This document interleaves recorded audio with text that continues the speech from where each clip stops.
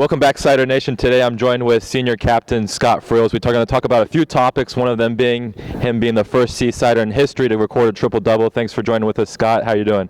I'm doing good. Thanks for having me. So let's talk a little bit about the beginning of the season. You were called a preseason Pac-West player along with Ian Harward, and then you've had a few titles that you've been awarded due to your play. What are your feelings towards the play that you've had so far this year? I'm happy with how we've been playing as a team, but it doesn't really matter too much of what I got preseason or the awards we're getting during the season. Just kind of all matters for me is how our team's playing, how we're going to play the next game, and eventually how we're going to play in the conference tournament. How do you feel like your season has gone so far as a unit?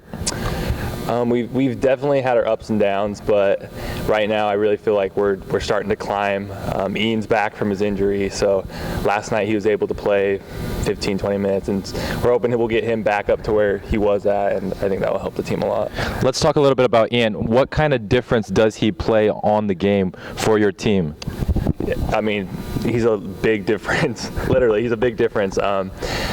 When he's down in the paint, we funnel the other team to him just so he can block it. He averages 3 or 4 blocks a game, and that's huge for us.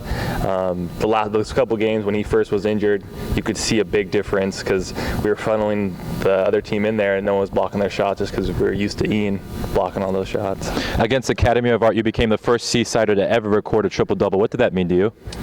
I was surprised I was the first, but I was excited to have that accomplishment.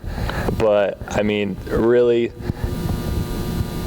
I was happy, but it was more kind of for my teammates, just because I've gotten a lot of double-doubles with rebounds and scoring, but it's hard to get a lot of assists. So I was happy my teammates were hitting their shots. That's a big difference. And actually, Justin Yamzon got 11 assists last night. So it's a lot to do with the teammates, but I'm just happy they were hitting that night.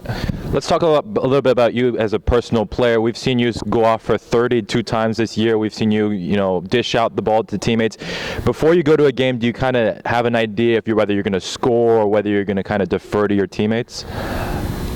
Really, every game for me is the same. I never go into it saying I want to score tonight or I want to just pass. Every game I kind of just, if you watch, at the beginning I just kind of see what's happening, and especially with scoring, I kind of just let it come to me. If I know we need a couple baskets inside, I'll maybe attack a little harder or stuff. But definitely not before a game. I'm not really looking to go off for a big night or anything like that. Now, tomorrow you guys leave for California. You guys got 4 games on the road, and in those 4 games you're going to play the top 3 teams in the conference. How important is this road trip for you guys? This is probably the biggest stretch of games for us this season. I'm happy that we started this stretch off right by beating Dixie last night, but these three games will by far be the biggest games of the season. Especially, we have Point Loma on Saturday, but then the other big game next week will be Cal Baptist and Azusa. So we're hoping we can win, and really we control our own destiny. So if we win out, we can still have a chance to take first place in the league. What do you want your legacy to be here at BYU-Hawaii going in? This is being your last season at BYU-Hawaii.